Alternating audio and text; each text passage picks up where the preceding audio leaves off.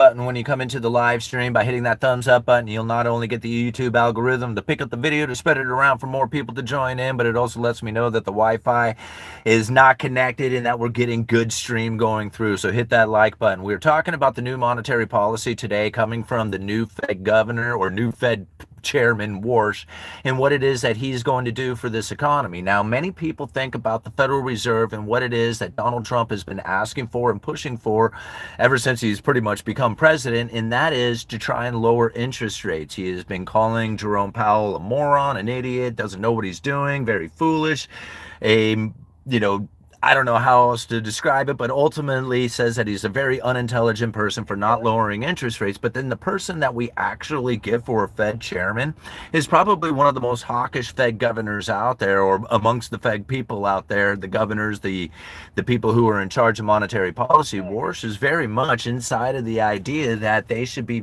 restrictive of monetary policy. At least that's his ideas from the past. And so when you think about dovish and hawkish, he is very much on the hawkish side of things. And so when I think about what it is that the monetary policy is really truly looking for, I think about where it is in relation to the neutral interest rate. And now I know I brought this up a million times for people to then roll their eyes out every time I say it, but if you don't see the neutral interest rate in relation to the Fed funds rate, it's going to make it very difficult to understand why it is that the Federal Reserve conducts themselves the way that they do. There is no intentions on lowering interest rates. They have none. That is not part of the game plan. What they are attempting to do is find a neutral position where the Fed funds rate is neither accommodating nor restricting the economy. It's when it's neutral. And now this is not easy to see because there is no real chart of neutral. There is no way of actually seeing it in real time.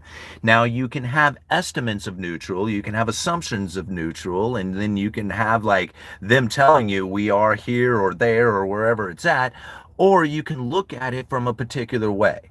That is R star in relation to the inflationary scenario that we are experiencing today. And you put those two together and you will find that the Fed funds rate needs to be elevated in order to remain neutral. And now I know all the stuff that I just said in the last 2 minutes is very complicated, but if you don't see that, then you're never going to see the reasonings why we hired this new Fed chair. All right. Now, when I say we, I mean that we, because you have to take in your own consideration of what it is that they are going to do with monetary policy so you can position yourself accordingly for it. If you think there's blame or accusations or problems that we are going to face into the future, most likely you're going to experience that as well. So now let's understand this from the real monetary policy point of view, not the one that you hear hyped out, not the one that they're talking about being manipulative so that they can control certain aspects of the economy and make the rich richer and all that other stuff, because all that stuff is true, right? And I mean, you can probably find evidence of it, but then you're going to have to do something about that information, and it's about positioning yourself, and that's what this is always all about. So now when we have this idea that there is going to be a Fed governor change, that within itself is going to have a very big impact on the markets, right? Now, like, everybody has already written Jerome Powell off saying, okay, he's out in May, but he still holds a position. And now what I find very interesting is that the closer we get to this idea that he has this criminal investigation, the more likely it's going to be that that criminal investigation is going to carry beyond May.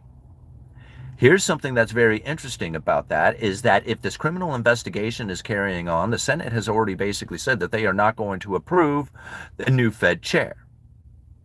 Even if Jerome Powell's term expires without the Senate voting a new Fed chair in, then the old chair holds his position. And I left a link down in the description for that. This is the ultimate of credible threats. It's not the ultimate, it's really good though. Right? It's a really good credible threat. And now those of us who follow the credible threat theory look for these particular things, because these statements that come from the Fed, come from the administration, they have a profound impact on the economy. And when you think about what it is that this new governor is going to do, if he was put into a position in which that he has to wait for the Senate approval based on a criminal investigation that is being delayed inside of the Supreme Court, and don't think that they don't delay it. Look at all these tariffs, right? Here the The Supreme Court was supposed to vote on tariffs already, and it keeps getting delayed. People ask me, when are they going to do it? I don't know. Nah, they were supposed to do it weeks ago.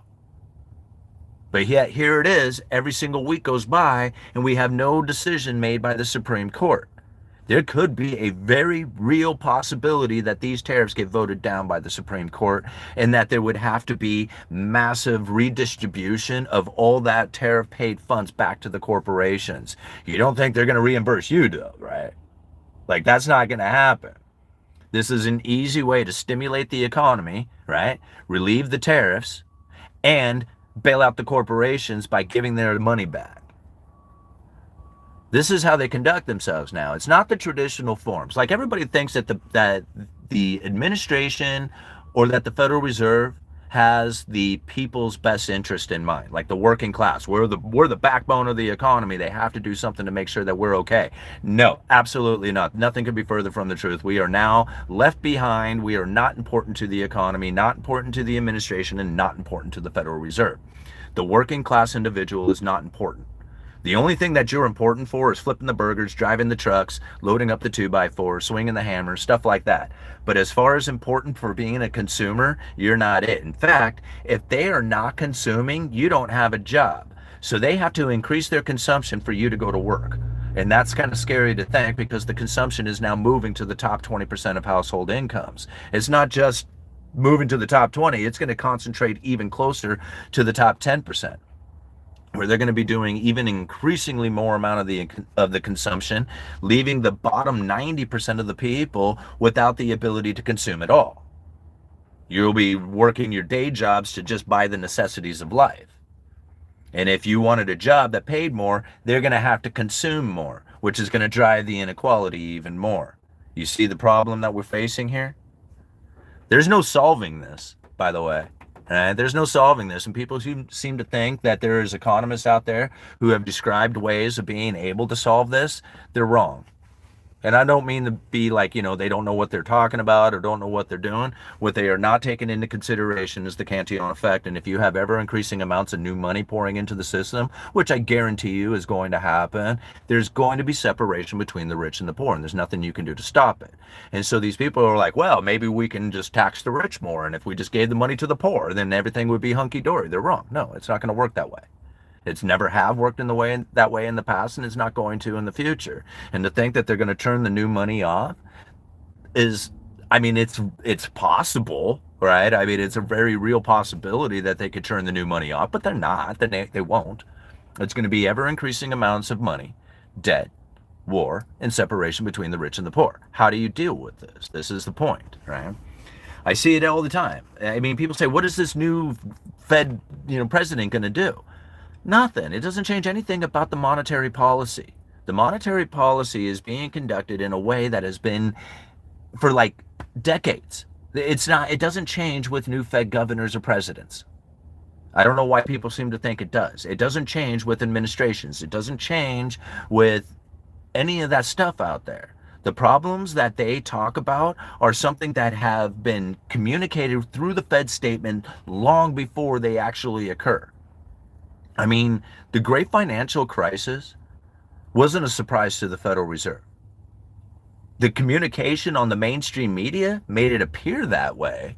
I get that. Like, when I was watching the great financial crisis go down and I was trying to figure out what it was that was going on, and I was losing my house and my job and everything else and pulling my hair out trying to figure it all out, and I'm listening to these Fed governors and they're saying stuff that doesn't make sense, and then people go back and say, yeah, they had no idea what they were talking about. And I'm like, yeah, I remember them saying that on the news. And then I go back and I start reading through their documents and speeches, and I'm like, whoa,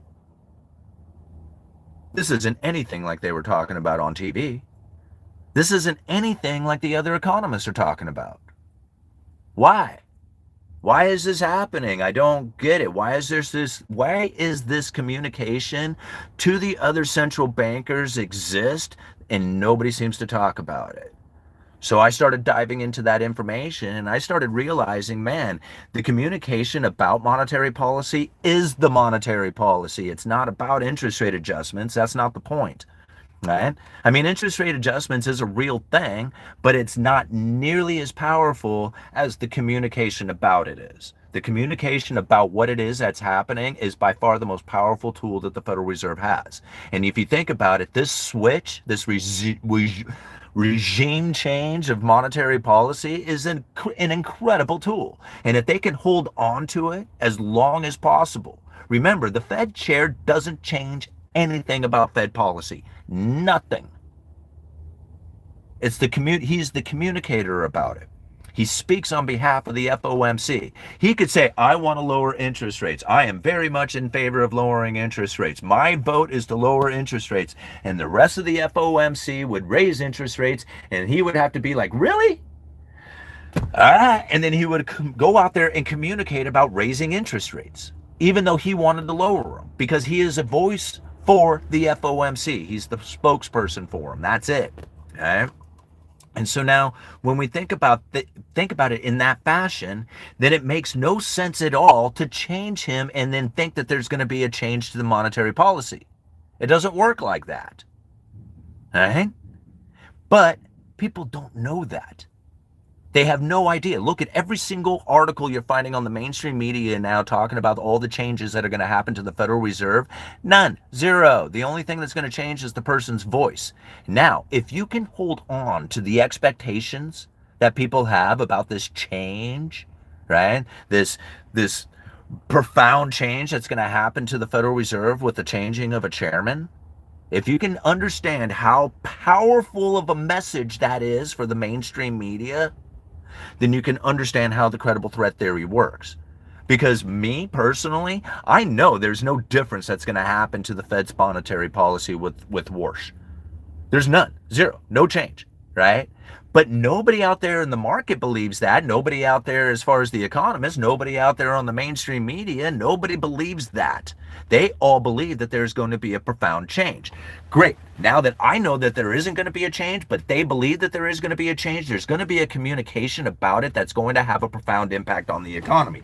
What is it? Now we got to wait for the message, because that is the monetary policy. Now, I don't know how many times I have to explain it. Right? But that's how it goes down. I see all these economists out there talking about how it is that this new Fed chair is going to have this profound impact on the economy. And I think to myself, does that change anything about the other voting members of the FOMC? None. I don't care what his opinion is. He'll have his vote. Yeah. He has other FOMC participants who are going to have their opinion and their vote. They may be in line with his, they may not. Right? This is how you have to understand monetary policy. If you look at it any other way, then you're going to miss it. Because ultimately, those guys are trying to get monetary policy to a neutral position. What is that neutral position? It's R star, which is an economy operating at its potential alongside low inflation with full employment, whatever the hell that's supposed to mean, because it's by their definition and nobody knows exactly what that is. But by their assumptions, it's very close to zero. That's R star. If you tie an inflationary scenario on top of it, the Federal Reserve will have to raise the Fed funds rate in order to remain neutral. How much inflation are we experiencing on top of the R star puts the Federal Reserve at a neutral position? Right now, they are slightly above that.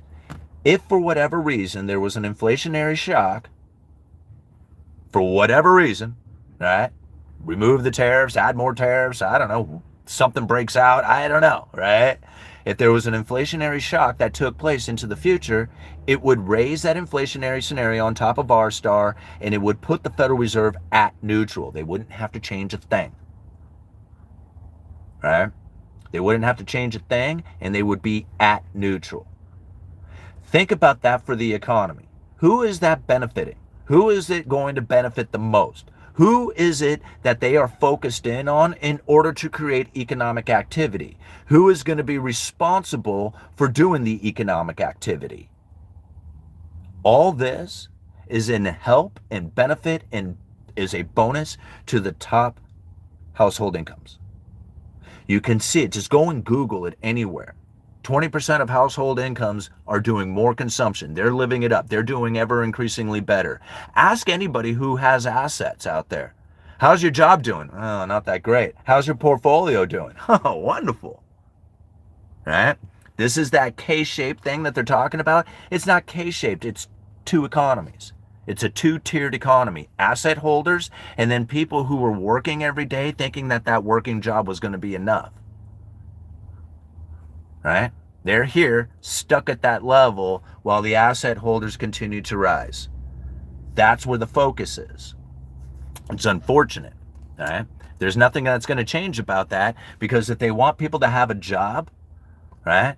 If they want people to have a job, if the people want to have a job, if there is anything out there that's going to create some sort of appearance of economic activity for the average everyday person, the top 20% of household incomes are going to have to increase their consumption, because we are a consumer-based economy. If we need that stuff flowing through the system in order for us to have a job, they need to spend the money. That's unfortunate for us, because it's going to cause ever-increasing amounts of inequality. I don't know what this new Fed chair can do to stop that, but he's not going to, because it's about new money coming in, and the Fed is always about issuing out new money. Ever-increasing amounts of debt, separation, and war. That's what we're leading to. And it's sad to think of it, but, once you recognize it, it's okay. Like, it's not okay for the war to be war and death and stuff like that, but it's okay that it occurs, because you're understanding how it's occurring and why it's occurring and what it is that you need to do about it. Okay? All the hype around, fixing the economy is just like, I listen to these people talk about it and I'm like, that ain't gonna work. You're gonna hand all these kids, like all these young kids, $1,000 so that when they turn 18, that they have this $1,000 that's grown into, many thousands of dollars, and then they're going to be able to use that to start a business or go to school or even just get a good start in life. And I'm thinking, you're going to give that to a handful of people, and the rest of everybody else is going to have to compete against those guys? That's what you're going to do? I mean, I think about everybody who's 1 year old right now who didn't get that $1,000. They're going to be out there struggling to get an apartment, while ever increasing amounts of people are going to be deployed into the economy with this extra money that they don't have. They're going to have to compete against those people. Every single year, there's going to be more of them and more of them with more of that money that they have to go and figure out how many jobs and side hustles and everything else that they could come up with in order to compete against all these people. They said, I was listening to Kevin O'Leary say, I can't think of one person who can think of this as being a bad idea. It's like the uneducated economist says it's a bad idea. In fact, it's a bad idea to increase the new money in any way, shape, or form, because that's the separation between the rich and the poor. And now what you have done is essentially written a death sentence to all the young kids right now who are being born without that $1,000. Because they are going to someday be adults, young adults, competing against those guys. And there's going to be so many of them out there that they're competing against. There's no way they're going to be able to buy cars or rent apartments or do anything else, because all these people are going to have money that they don't. Free money. Yeah, it's not free money. Right? It's separation between the rich and the poor. And it's going to happen in an extreme fashion if they allow that to take place. If they don't provide some sort of benefit to the other people out there so that they can at least be somewhat competitive against those guys, they are going to fall behind. They are going to be so wasted. If they don't take effort right now to do something to be competitive against those people, their parents doing something to protect them in a way that puts them into asset allocation at a baby's age right now, like they have to be, if you're 1 year old, 2 years old, and your parents aren't doing this for you, you're watching this video 20 years from now, and your parents didn't do it for you, this is why. It's because they are going to give $1,000 to a bunch of kids who are born after you, and you're going to have to compete against those people, and you're not going to have the money, and your parents didn't understand what they had to do in order to protect you. So that's my message to the next, for 18 years from now.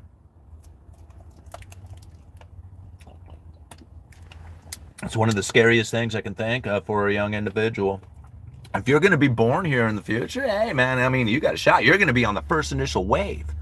You're going to be loving it. It's going to be the best time ever. You're going to be talking about how this economy is so rocking and rolling and awesome and just wonderful experience because you're on the front edge of that, man. You're going to be the first ones into the economy with this deployed money, right? Holy moly, man. Everybody who is born from right now onward, woo!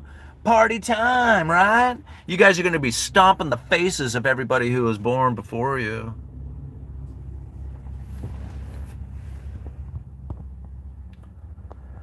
All right. Brody, hi everyone. Please hit the like button. Yeah.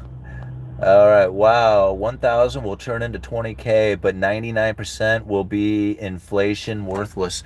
Yeah, and think about it. Even if it is inflated and worthless, think even if you had $20,000 that was inflated and worthless, having $20,000 comparatively to somebody who has nothing, right? They graduated high school last year. They didn't get that. They didn't get a $20,000 bonus when they graduated high school and turned 18. But everybody after them did. And now they're running out and getting apartments, and they're trying to figure out how it is that they can even work and compete against those people. And every year it's going to get harder and harder and harder. It's going to be horrible for them. All right. I don't think $17,000 is going to get you a retirement you're looking for. I'm not sure where people are getting at here. Okay. Read my comment above. What did Deja Vu said? All right. Deja Vu. Deja. Where is she? There we go. That was done providing very little unless 1 year puts an additional 5K per year towards the initial investment. Yeah, I don't know. If you put $1,000 into an account and let it compound over the course of 18 years, I think you're going to have a nice chunk of change comparatively to somebody who has nothing. So, and that's the point. Like, I don't know how much money it's going to be, but even if it was just $1,000, right? Even if that's all it was, $1,000 handed to people who are turning 18 comparatively to everybody else, they're going to have that money and they're going to start deploying that into the economy, and it's going to cause a separation, and it's going to cause a move into luxuries. It's going to cause ever increasing amounts of the Cantillon effect. It's like Cantillon effect on fire, right? And so even if it was just $1,000, which it won't be, it'll be compounded some, so it's going to be more than $1,000. But like I said, even if it was just 1,000, it would still have a profound impact on the economy. No dice. I know. I need to get dice in here. I thought I had some in the back, but I don't see any back there. So. All right. 50 retest incoming. Yeah. No fuzzy dice again. I know everybody's bummed about the fuzzy dice. Okay. I would admit 500 coming out of school was a lot. Yeah. Yeah. I mean, you have to think. It's you and everybody else out there. It's like if you are looking to go buy anything, you have a certain supply, right? There's only so many Toyota pickup trucks out there if you want one. And then there's so many buyers of Toyota pickup trucks, and somewhere in between is the price. And now when you think about how many people can then come up and say, hey man, all these people who just graduated, stepped out of high school, and they have $1,000 in their hand, that nobody else experience that. What do you think is going to happen? I mean, are they going to sit there and just hold on to that money, or are they going to start spending it? Of course they're going to spend it, right? Some of them will spend it on those, blow it all in one day. Boom, man, loved it, right? And then they will be out.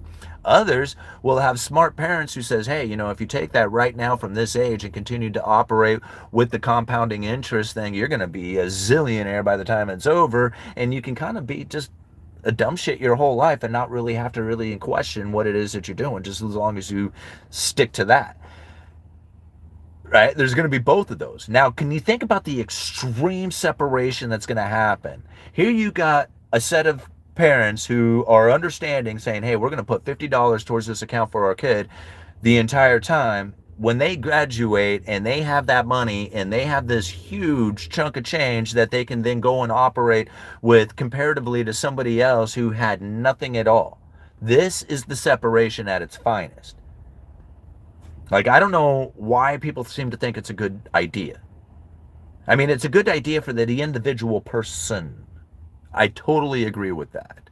But if you're talking about trying to do something better for the general economy, separating the rich from the poor is not it. That's not a good thing, right? And then if you're in a situation in which that the only way you can really stimulate the economy is through consumption, no matter what you do for the working class individual, they do not increase their consumption enough to actually stimulate the economy. That's being done at the top 10, 20% of households. What are you going to do about this? Like, you can't change this. This is an evolution. This is what it's happened. This is what it's evolved into. You can't evolve backwards. In order to do that, we have to cut our standard of living. It's not going to happen. It's going to be more of the same. Did I have a super chat that I missed up there? I did, didn't I? I'm sorry. All right, $5 coming from Just a Positive Guy. I love it. Wanted to send a thank you. We started watching in 2019, and your openness about the personal economy helped me change my life. Thank you, my man. You are so welcome. Just a Positive Guy. I really appreciate that super chat, the $5, and the support for the channel. And you actually taking in the considerations of what it is that I have shared here on this channel as a benefit for your life. And that's ultimately what I am attempting to do here, is to try and share information that then gives you the option to then look at what it is that's happening out there so that you can make the best and most appropriate decisions for yourself. That's not easy to do. Right? And it's not easy to take that for yourself, to say, man, I'm going to take control over this thing. I'm going to own it for myself, and I'm going to then trust what it is that I am doing. I'm going to trust the information that I have gathered. I'm going to trust my own research, and I'm going to trust that I am heading in the right direction because I know that I'm making the right next right decision. So it's not easy to do that. It's not easy to, to know that you are chasing excellence as opposed to, screwing off. But if you look deep down inside, you know when you're working hard, and you know when you're screwing off. You know when you're chasing excellence, you know when you're chasing pleasure. You deep down inside, right? Now, not always does it feel good, not always does it feel worthy, and not always do you feel motivated to get it done. And a lot of times it feels like you're being left out or missing out or being left behind because you're not chasing the pleasurable things. But I assure you, if you chase excellence and over time you chase it long enough, it becomes a pleasurable experience all on its own. And then people go and say, after all your hard work, dang, you're lucky. All right. Let's go check out this other one we got here. Coming from JGD8007, another $5 super chat. Thank you so much. Been following for years, TLT 20-year Treasury bond, a major technical support. Charts known before peeps. Please have another chat with Owen Benjamin. Yeah, there was some recent X kind of thing going on there, some X post, and between Owen Benjamin and this other guy, and I got kind of like drug into it a little bit. And they were like, debate Owen on this, debate Owen. And I'm like, debate what? Like, what is it that I'm supposed to debate? I'm not sure even like what's going on. It was a conversation about currencies and whether or not gold and silver are currencies and Bitcoin are currencies or a fiat currency and money and all this other stuff. And I'm like, there's no point in debating all this. It's all a matter of your own opinion and the meaning that you have given it. Now, if you're asking me about the underlying economic forces, if you go to a gold currency, Bitcoin currency, if you have a hard currency that is being used inside of an economy, you are going to end up in pain and misery in a matter of no time at all, because we have a high standard of living and we don't really manufacture enough to support ourselves here. So what would end up happening is that we would import stuff, export our currency, whatever it happens to be, and we would end up broke and miserable. So fiat currency happens to be ever increasing amounts of it that we can just seem to export at will. So now when you think about what it is that we have for an advantage here in the United States, is we get to buy the world supply of stuff, like their time, their effort, their energy, their natural resources, everything that they got going on, they send it to us, and then we send them empty paper promises to pay into the future with more empty paper promises. Now, who's taking advantage of who, and do you really want to end that system? Like, don't get me wrong, it's full advantage of the world, and like, it's not right. I don't know if that's a correct term, right? But it doesn't seem fair. Do you really want to, and do you really want it to be fair? Like, oh yeah, I want to live in pain and misery so that it's fair for the rest of the world. Or do you just want to be thankful that you live in the country that gets to take advantage of that? Right? I mean, I don't know. It's up to you. It's all about the meaning you give it. I personally, I think we should have gold and silver as currency, and I think I can conduct myself in an appropriate fashion to deal with that. The majority of the people out there will not. They will be in pain and misery, and they will suffer the consequences on account of it. It's not up to me to take care of other people. Right? That's not what I do. That's not what I'm supposed to do. I mean, I'm supposed to take care of my family and then share the information that I have with the people out there, and hopefully it's helpful and useful to them. But I'm not in charge of taking care of other people. So if the failure of the system is a boom and bust cycle because of the gold currency system that we should be on, right? It's not up to me to make sure that they understand that they need to protect themselves. They should have protected themselves during those cycles. I can't do that. That's not up to me. Right? Now, to understand, we have a system in which that the government can deploy ever increasing amounts of debt to try and help a particular group of people out in order to keep society somewhat balanced. And all it really does is separate the rich from the poor even more. I'm thinking to myself, I can operate in that too. Right? I don't like it, but I can operate in that. It's not fair. Neither is the other one, because life isn't fair. Nothing's fair. I don't expect it to be fair, right? Nor do I anticipate anything being fair, but I can figure out what it is that I need to do to position myself in accordance to what it is that I have going on in my life. That's what I think everybody should do. All right. Euro trash, that's an excuse to be a defeatist. We're not about complaining about excuses, more so how to move forward and prosper despite the excuses. Yeah,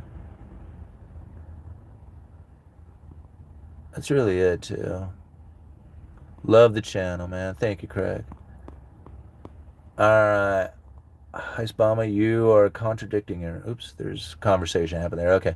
Japan was inflationless for 20 years. Why can't we do the same for prices to not rise here?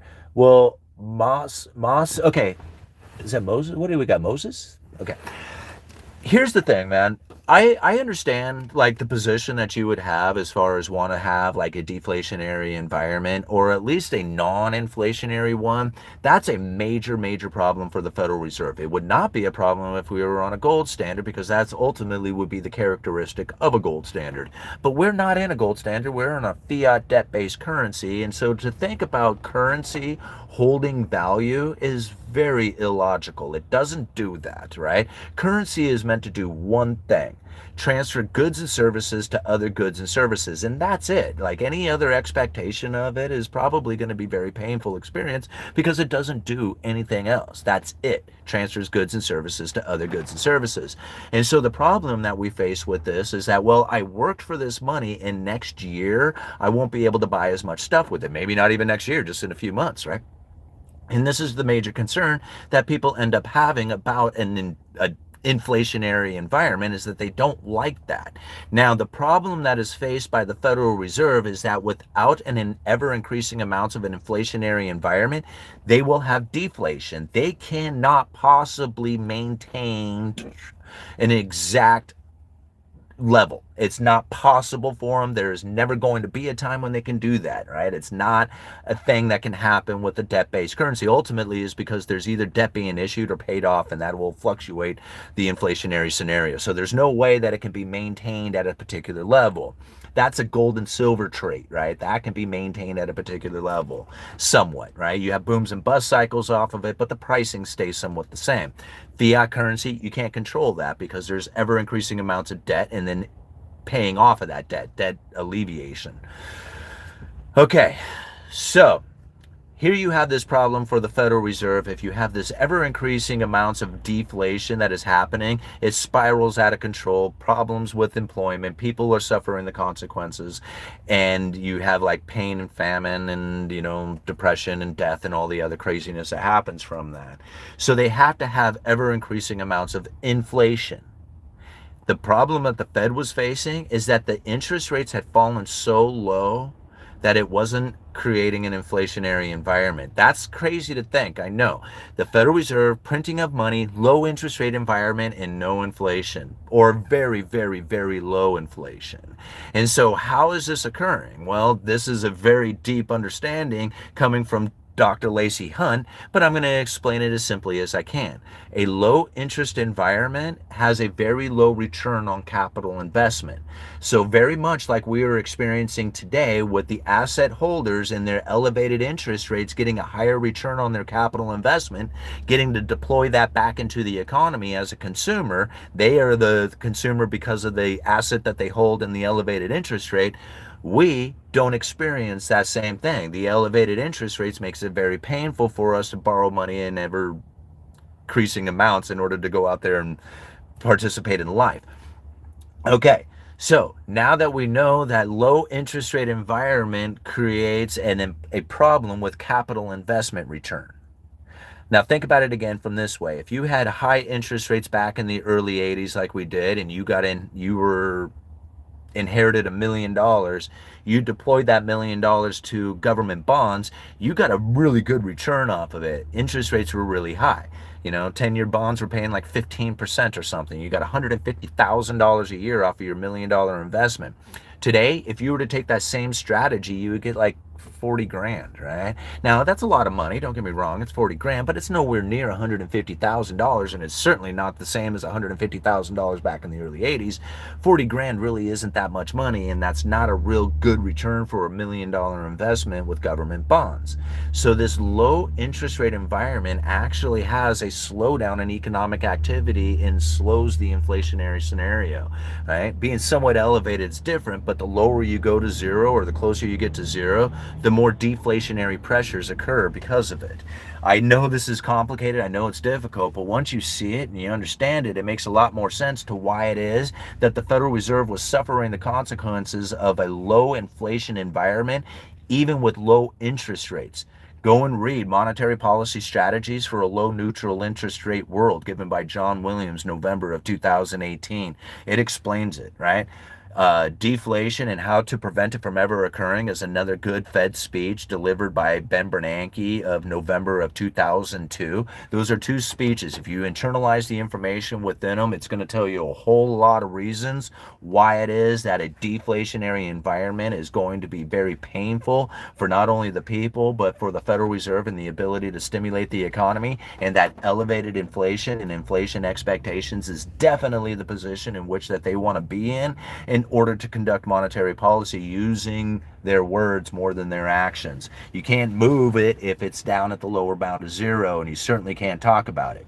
But if it's elevated, now you have the room to move, and more importantly, you have the ability to talk about moving. All right, woo! That was fun. Okay, I think I gotta go, guys. Uneducated economist, you let me know.